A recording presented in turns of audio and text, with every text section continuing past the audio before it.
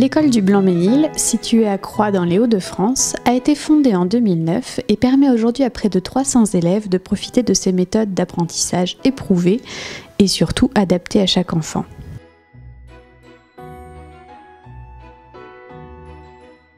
Dans cette école hors contrat que j'ai créée en 2009, en commençant avec 25 élèves et qui maintenant compte 300 élèves, de la maternelle petit à la classe de 3e de collège. Dans cette école, donc, je disais, nous avons un nombre important d'enfants en difficulté ou précoces, extrêmement doués. Donc nous devons continuellement adapter notre enseignement à toutes ces problématiques diverses, en créant des groupes de niveau, par exemple, en collège. Voilà, donc nous faisons sans arrêt une adaptation. Et en primaire, nous avons une équipe très importante, de manière à ce que des maîtres en surnombre viennent travailler avec des groupes d'enfants qui ont des particularités, en difficulté, tout comme en précocité. Cette école a pour singularité de tenter de s'adapter vraiment à tous les enfants, et quels qu'ils soient, aux enfants qui ont des facilités et aux enfants qui ont des difficultés, et sans faire d'exclusion ni sur le niveau, ni sur évidemment les origines sociales des uns et des autres. Ça demande à l'enseignant une grande souplesse et d'être extrêmement flexible, aussi bien dans l'explication de la leçon que dans le choix des exercices. Ce qu'on va exiger d'un enfant qui avance tout seul ne sera effectivement pas du tout ce qu'on pourrait attendre d'un enfant qui a plus de difficultés. C'est à nous justement de placer le curseur de telle sorte que l'enfant soit en progression constante et donc soit conscient de ses efforts et des résultats qui vont avec. On adapte également les devoirs surveiller, les devoirs maison, les interrogations, on les adapte au rythme de chaque élève. Donc un élève qui avancera moins vite, eh bien on essaiera de concentrer l'apprentissage sur quelque chose qui est essentiel. Donc on veut absolument qu'il y ait un cœur qui soit appris. En revanche, l'élève qui aura beaucoup plus de facilité, eh bien lui, il pourra apprendre tout ce qu'on lui donne, donc voire peut-être plus. Avec des enfants atteints de 10, par exemple, dyslexie, dyspraxie, dyscalculie, dysorthographie, etc. Le professeur va s'adapter au point de donner les photocopies des cours aux élèves avec des petites parties seulement à compléter. En fait, ce qui fonctionne dans cette école, c'est que on se met vraiment à l'écoute de l'enfant et on donne les moyens aussi aux enfants de progresser, de résoudre des problèmes qui peuvent être vraiment particuliers à chaque enfant. Quand on visite l'école, on a non seulement des grandes salles de classe, mais aussi on a des petites salles dans lesquelles on peut avoir des cours de soutien pour certains élèves, suivre en quasi-tutorat d'autres, de manière temporaire ou de manière définitive. Voilà. Et c'est ça qui permet à l'école d'essayer de donner à chaque enfant le meilleur de ce qu'il est capable de donner. C'est notre seule vocation, c'est de permettre à chacun de donner le meilleur. Donc le collège s'inscrit dans la continuité de l'école primaire, avec des méthodes pédagogiques qui ont fait leurs preuves, avec un suivi le plus individualisé possible des élèves, avec des programmes restructurés, réenrichis, réorganisés sur les 4 années de collège, et donc avec beaucoup plus de cohérence dans le contenu des cours et dans la façon de travailler. C'est donc un collège non pas unique, mais dans lequel on dédouble ou on détriple les classes en fonction des besoins et selon les matières. Donc une classe peut par exemple contenir 28 élèves, mais en réalité 4 élèves iront chaque jour travailler avec un professeur bien spécifique, pendant que 8 autres iront en mathématiques avec un autre professeur, pendant qu'en français, ce sont 5 autres élèves qui iront avec un autre professeur, ceci de façon à répondre aux problématiques de chacun, le mieux possible. Le dédoublement, ça permet de diviser certaines classes en plus petits groupes et comme ça nous permet d'apprendre déjà plus vite en fonction de nos capacités. Par exemple, si dans une classe il y a un élève qui est plus en difficulté qu'un autre, on va faire tout pour que cet élève il monte en capacité sans pour autant laisser tomber ceux qui avancent plus rapidement. On va faire en fonction des élèves. Ce qui est intéressant aussi dans cette école, c'est qu'il y a un tutorat, non seulement entre les adultes, par exemple les personnes qui ont un peu plus d'expérience vont former les plus jeunes, mais aussi entre les enfants. Dans une même classe, on peut avoir plusieurs niveaux. Et parfois, c'est vrai qu'un enfant qui est plus fort va aider un enfant plus faible. Et c'est une aide très importante parce qu'il peut y avoir l'apport de la maîtresse ou du maître, mais les apports aussi entre enfants sont très importants. Si y a un élève qui a un peu plus de mal, il peut aller avec un autre élève et on peut, par exemple, pendant les récréations, on peut essayer de réviser, faire en sorte qu'on réussisse. Parce que parfois, avec le professeur, on a peut-être du mal à comprendre. Et du coup, avec l'autre élève, comme il a compris, c'est plus facile de comprendre des fois. L'école, partant du principe que chaque enfant peut réussir, s'appuie sur des programmes consistants et progressifs. C'est des méthodes anciennes, donc forcément c'est un bon enseignement parce que c'est sur de bonnes bases.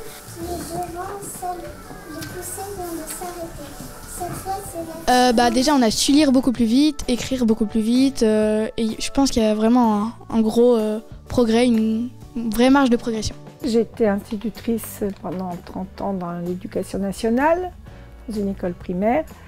Et j'ai décidé de créer mon école en 2009, suite à une expérience menée dans l'école publique du SLEC, qui veut dire savoir lire, écrire, compter et calculer, et qui consiste en remonter le niveau des programmes, les rendre consistants, retourner vers des pratiques pédagogiques qui fonctionnaient mieux, telles que la méthode alphabétique en lecture, enseigner les 4 opérations d'LCP, retourner à une littérature classique qui a été mise à l'épreuve du temps, enseigner la grammaire de mots, et puis beaucoup de conjugaisons, beaucoup d'exercices, la dictée de retour quotidienne, la rédaction hebdomadaire, donc vraiment des programmes beaucoup plus consistants que ce que j'avais connu dans l'école publique. Donc comme c'est une école hors contrat, forcément nous sommes continuellement sur le qui-vive et dévoués à satisfaire nos familles, à leur donner une réponse adéquate. Ça suppose une communication extrêmement fluide avec elles, une grande disponibilité. Les enseignants sont extrêmement dévoués, mènent leur classe vraiment avec pointillisme, un grand sérieux. Les parents sont au courant de tout, comment on enseigne à lire, comment on enseigne le calcul. On est obligé d'expliquer à nos parents. Donc les parents sont rassurés du fait de cette grande transparence de communication et sont rassurés grâce à notre empathie parce que éduquer maintenant est bien plus compliqué qu'il y a 40 ans, ni même 15 ans. Ça n'est plus du tout la même donne. Eh bien, nous sommes fort proches de nos familles et nous aidons nos familles à bien mener leur mission. Donc, ça suppose un partenariat très serré avec les familles et une communication extrêmement fluide. Cette école hors contrat, elle part d'une démarche d'humilité. On se remet en question. Qu'est-ce qui se passe dans l'école française? Ça ne va plus, alors on va essayer de voir à faire autrement. Transmission. On est relié au passé de manière à pouvoir créer, enfin pas créer, mais de pouvoir faire un avenir, inventer notre avenir. Nous devons nous relier au passé, donc transmission et enthousiasme, foi, car cette mission ne pourrait jamais être aboutir, dirons-nous, sans la foi et l'enthousiasme. Donc, je récapitule, humilité, transmission, foi. C'est très structurant et les enfants en fait revoient chaque année les notions abordées l'année précédente tout en les approfondissant, ce qui permet en fait de vraiment aller au fond des choses et de vraiment bien les retenir. Et voilà ce qui nous permet d'avoir un très bon niveau en fin de CM2. Ce que j'aime moi dans cette école, pour en tout cas la matière qui concerne l'anglais, c'est justement cette façon de procéder, cette progression que nous mettons dans l'enseignement de cette langue. Les enfants sont parfaitement épanouis dans la mesure où on respecte leur fonctionnement intellectuel et qu'on va à leur rythme et qu'on est vraiment dans la transmission. Les choses se passent très très bien et ils comprennent ce qu'on attend d'eux. Les enfants sont rassurés grâce au cadre parce que comme justement c'est une méthode instructiviste, ils savent vraiment ce qu'on leur demande et ils savent où aller et donc ça les rassure et puis ça éveille aussi en eux une curiosité intellectuelle. Ils ont toujours envie de savoir plus et c'est vrai que même des enfants qui viennent d'ailleurs, qui n'ont pas eu nos méthodes, peu à peu on s'aperçoit que au début ils ne sont pas très sûrs d'eux et puis peu à peu ce cadre les rassure et très très vite, s'ils peuvent avoir un peu de décalage avec les autres élèves, ils peuvent assez rapidement rattraper le retard qu'ils avaient auparavant.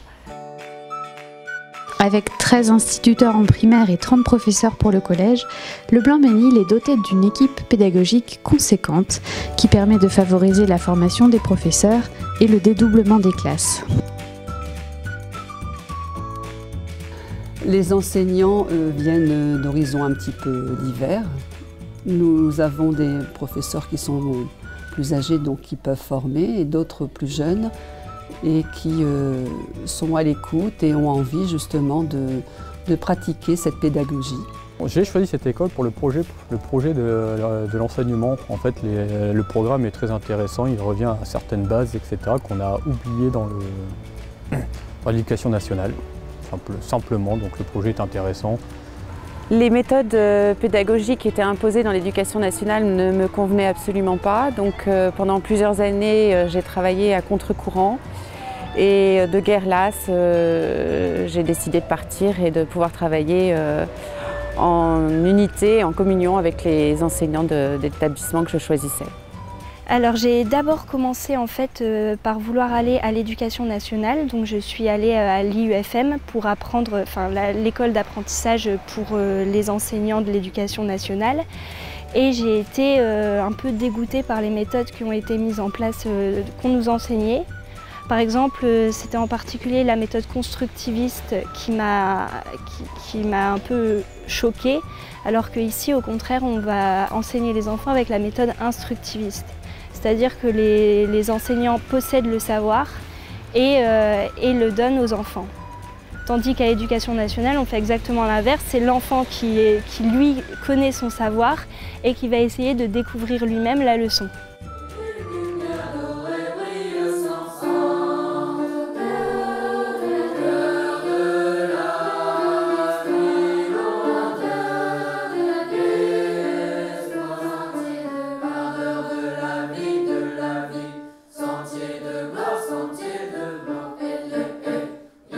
En plus d'un enseignement solide des matières principales, l'école a à cœur de proposer à ses élèves certains cours favorisant leur épanouissement.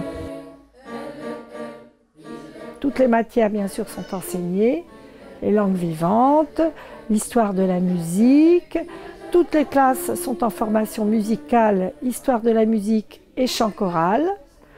Nous enseignons aussi le dessin académique, car nous considérons qu'il n'est pas possible d'instruire les enfants sans leur donner aussi, sans permettre cette transmission culturelle. Pour moi, la chorale, c'est un plus, on va dire, par rapport à d'autres écoles où ce n'est pas forcément enseigné systématiquement. Ça les aide énormément aussi pour la prise de parole, que ce soit dans la vie de tous les jours ou même en classe. Ils ont une présence.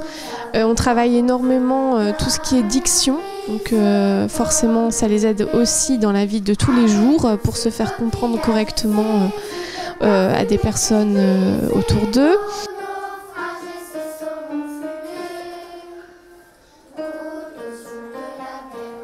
Il est important de mettre cette pratique musicale, la pratique musicale en avant à l'école parce qu'elle contribue au développement humain. Côté collège, bien sûr, mon objectif c'est de leur apporter une culture musicale pour étoffer leur culture générale. Mais l'autre aspect important aussi, c'est la pratique. c'est important de pratiquer, de prendre sa flûte, même si on a du mal, je m'arrange toujours pour qu'il y ait une deuxième voix plus facile, pour que vraiment tout le monde puisse participer et qu'il n'y ait pas des élèves de côté. Par ailleurs, on mène aussi une expérience dans une classe de CM1 avec des élèves en difficulté scolaire. Et donc, cette expérience est menée 3 fois par semaine pendant 1 heure. Donc, c'est plus sous la forme d'un jeu musical polyphonique. Là, ici, ce qu'on essaie de mettre en place, c'est vraiment pour le développement personnel de l'enfant et pour sa culture, pour le lien affectif, pour le développement aussi cognitif au niveau scolaire, parce que c'est une aide vraiment précieuse. Oui, à ce niveau-là. On est une école qui a vraiment le souci d'innover d'une certaine façon et de... Enfin, on n'est pas justement l'école des années 60 qui est complètement, qui est figée et qui va toujours, qui va juste reproduire un schéma des années 60 sans réfléchir. On n'est pas du tout figé et on est capable de s'adapter un petit peu aux besoins de notre société. C'est ce qui a été fait en place, par exemple, avec la cohérence cardiaque qu'on met en place dans certaines classes. Donc des exercices de respiration qui permettent de relaxer les élèves et puis de leur apporter plus de concentration après. Par rapport à l'écriture, ils apprennent à écrire à la plume au départ, donc ça leur fait une plus belle écriture à long terme. Oui. Donc c'est plus difficile au départ pour eux parce que forcément c'est plus compliqué, mais à long terme, ça leur fait une plus belle écriture. Ça va? Moi c'est très bien, allez-y.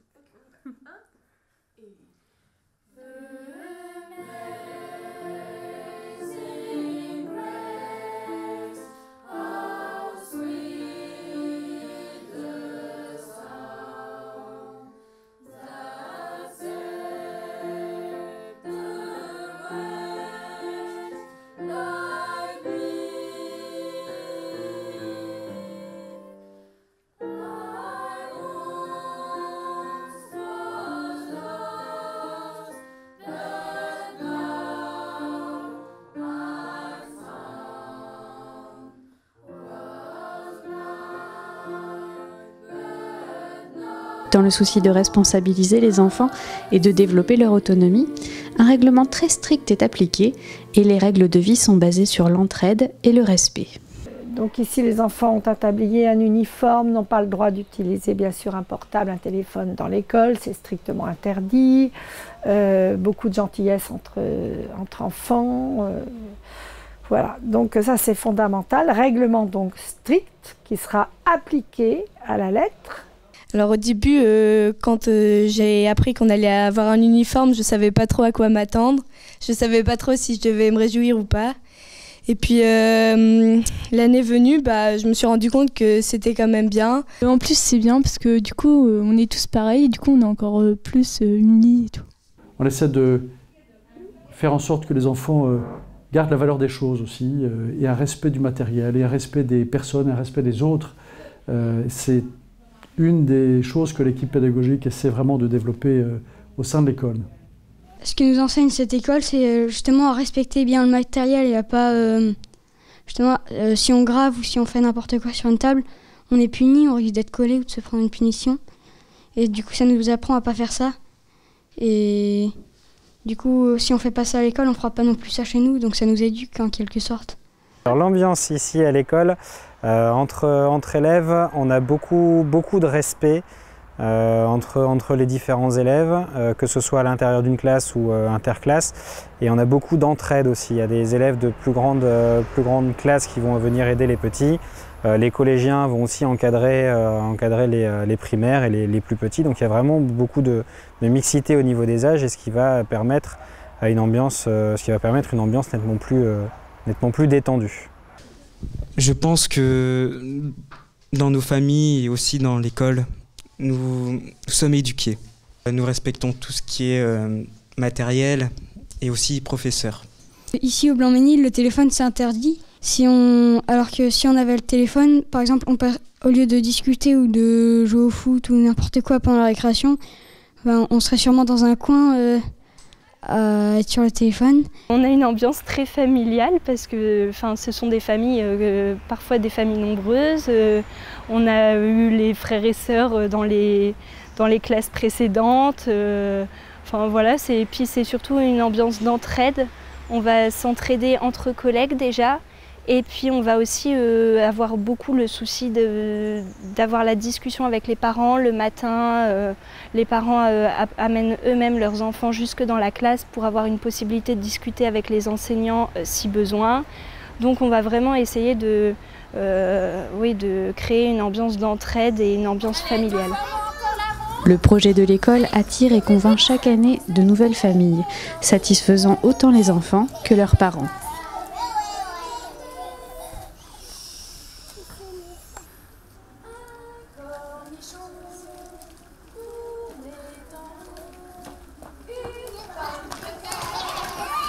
Lorsqu'on accepte l'inscription d'un enfant, les familles ont nécessairement et obligatoirement accepté le projet de l'école, adhéré à ce projet.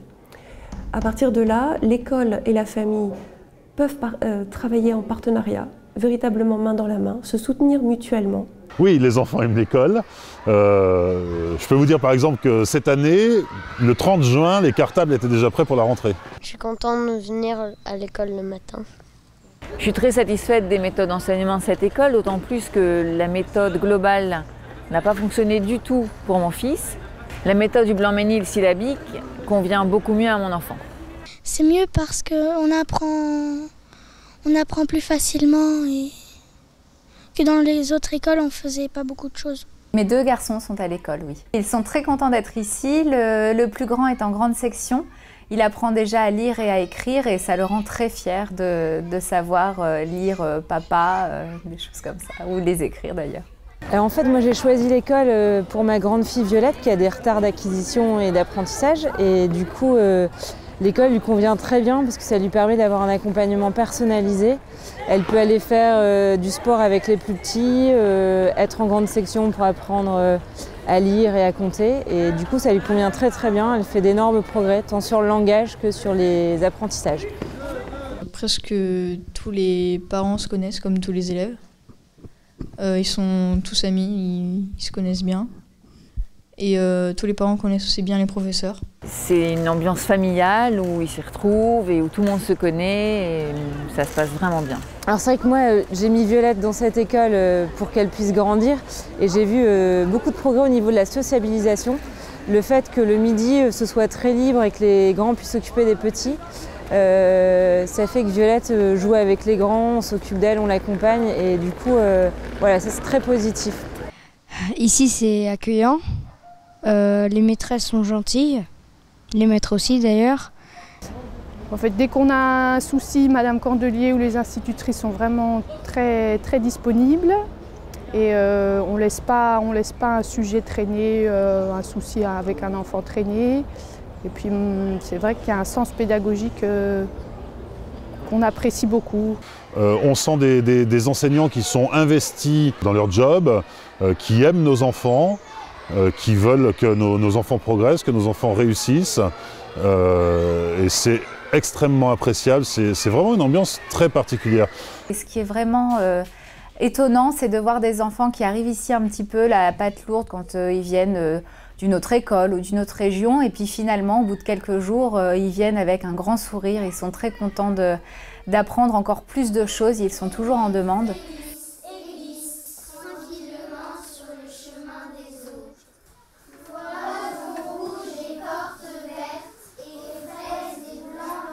Ce qui me plaît dans cette école, c'est que on apprend beaucoup de choses et moi j'aime bien et toute la classe est très accueillante. Ce qu'on apprécie beaucoup, nous, c'est le contenu de l'enseignement. C'est un enseignement très riche, bien structuré. Les enfants savent ce qu'il faut apprendre le soir, ce qu'il y a à faire, pour quand. Enfin, ça les nourrit vraiment beaucoup et on voit leur progrès, eux aussi sentent leur progrès et ça leur donne envie d'aller de l'avant. On voit des enfants qui étaient en désespérance scolaire et qui ont pu, dans un cadre un peu plus petit peut-être, mieux s'épanouir, être regardés comme des enfants. Et donc ça, c'est une très bonne chose. Et c'est la seule récompense finalement qu'on peut avoir, c'est la satisfaction des familles. Je suis arrivée au Blanc-Ménil en 6e, j'avais des gros problèmes d'intégration, j'avais beaucoup de difficultés scolaires. Là, je suis en 3e et je m'en sors plutôt pas mal au niveau scolaire. J'organise des petites pièces de théâtre au cours de l'année. J'ai des amis, enfin, ça va beaucoup mieux. L'école m'a permis d'avoir confiance en moi et voilà. Ça fait 3 ans que je suis au Blanc-Ménil et grâce à la confiance des professeurs, j'ai pu sauter une classe, ce qui m'a permis de pouvoir passer ensuite 1 an à l'étranger en Angleterre. J'ai eu beaucoup de mal à lire quand je suis arrivée. Et dans le scolaire, et j'ai eu des devoirs beaucoup adaptés et j'ai beaucoup progressé avec cette école. Et quand on est arrivé, on avait certaines difficultés scolaires, mais l'école nous a suivis durant toute notre scolarité et grâce à ça, on est très à l'aise, et on remercie beaucoup l'école qui nous a appris alors qu'on était vraiment en difficulté et grâce à elle, on est ce qu'on est et c'est cool. Et donc les professeurs m'ont vraiment beaucoup boosté, donc j'ai pu sauter une classe. Donc je suis passée en 6e en cours d'année et je suis très content. J'ai eu des très bons professeurs et l'année prochaine je vais pouvoir aller dans un très bon lycée. Donc voilà, je les remercie beaucoup. Aujourd'hui, l'école du Blanc-Ménil, école hors contrat, ne dispose d'aucune subvention et doit, pour continuer son œuvre et assurer à ses enfants de bonnes conditions de travail, compter sur votre générosité. Cette école-ci que nous avons acquise en 2013 est déjà trop petite puisque c'était une école maternelle et maintenant 300 élèves dont des collégiens, ça n'est plus possible. Donc l'école est saturée, victime de son succès. Donc nous sommes en recherche d'un local beaucoup plus grand, plus spacieux, avec une cour plus importante pour faire les cours de sport. Et nous faisons appel aux dons, au soutien de toutes sortes pour que l'école du Blanc-Ménil continue à prospérer. Elle est pérenne maintenant, elle est solide, elle a tenu le coup pendant 9 ans. Maintenant, il faut qu'elle puisse grandir encore. Pourquoi se mobiliser pour une école ? Il n'y a pas de plus belle cause. Et si vous pouvez nous aider vraiment à poursuivre ce beau projet, à essayer de le stabiliser dans la durée, de façon à ce qu'il garde son ADN d'humilité, de simplicité, mais qu'il puisse offrir son projet à de plus en plus d'enfants, eh bien, aidez-nous. La cause des enfants, c'est la cause de la vie, c'est la cause de la société, c'est la cause de demain.